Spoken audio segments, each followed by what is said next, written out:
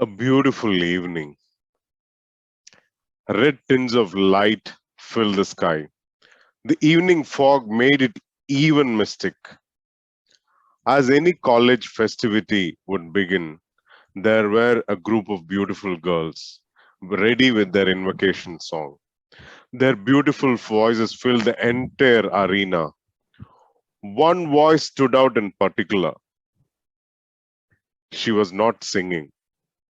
She was reading the verses completely out of sync with the entire choir. This voice is still reverberating in my head. And not only in my head, I could still hear the voice across my house. Yes, that's the voice of my wife. I still don't know why I fell in love with her, nor what I fell for. But after 13 years, I'm sure now where I fell. I fell into a deep well where anything I say gets lost in translation. In the morning, I wake up and think about breakfast. She for sure comes fast and breaks something or the other. Good morning, dear Toastmasters and guests.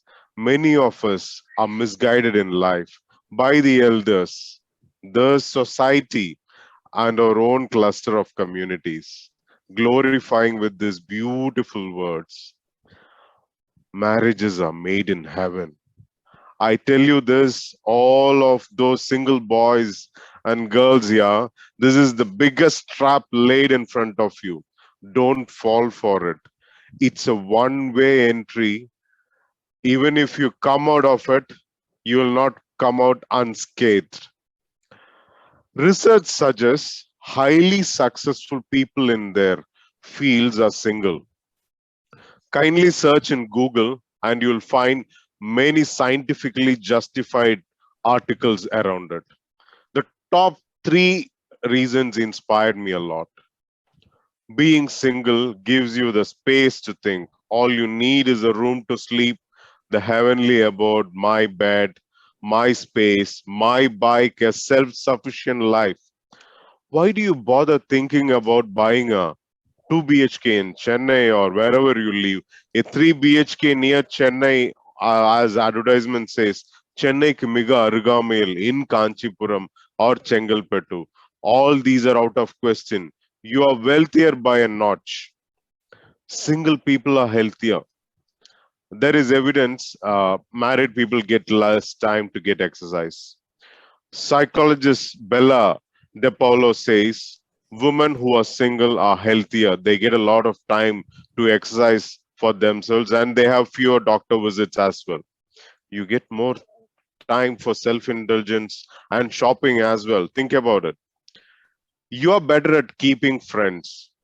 All the married men and women here, tell me with your hands on your heart, how many of you can meet a friend freely and spend time without informing your spouse or worrying about the loads of homework? The moment you step out of home to meet your friends, you are let out with a catchphrase. When you come back, please buy these things and come. Or the next one is even better. You'll be back here for lunch, right? And more than thinking about meeting your friends and thinking you will be bogged down by the big list of shopping your wife has given, and you'll think, if I start shopping this, the entire day is gone.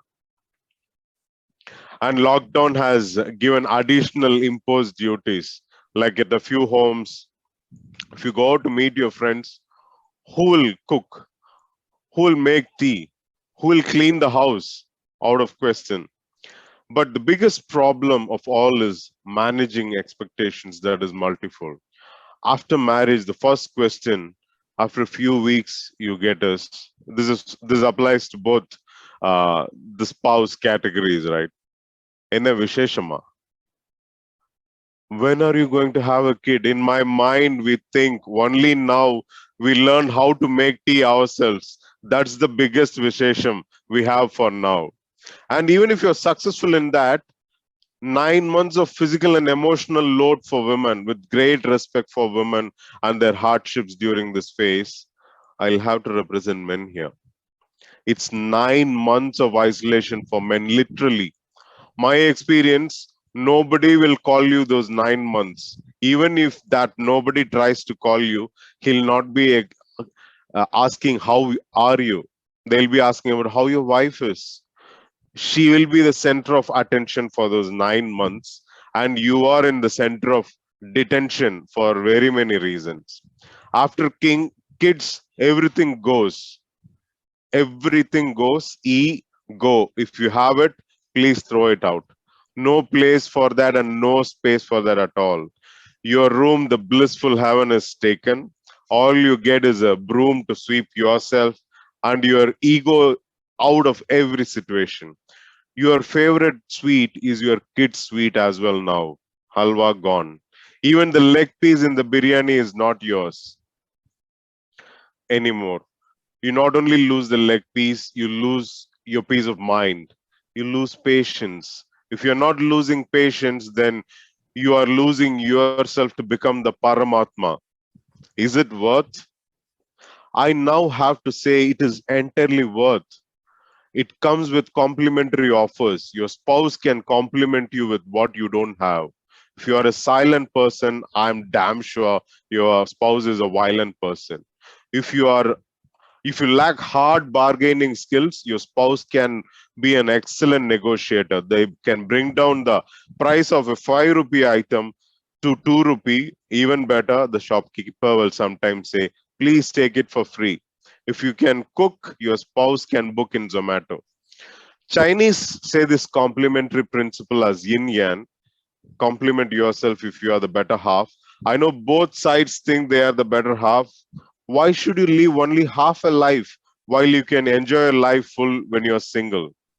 I am committed to be a better half of life, hence reminding this to all those single souls. Marriages are made in heaven. Please remember these words, they are made only for heaven.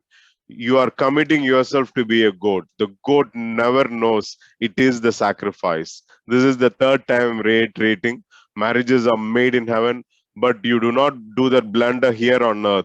Remember, permanent damages are done if you do it. Have fun. What do you say, Toastmaster of the day?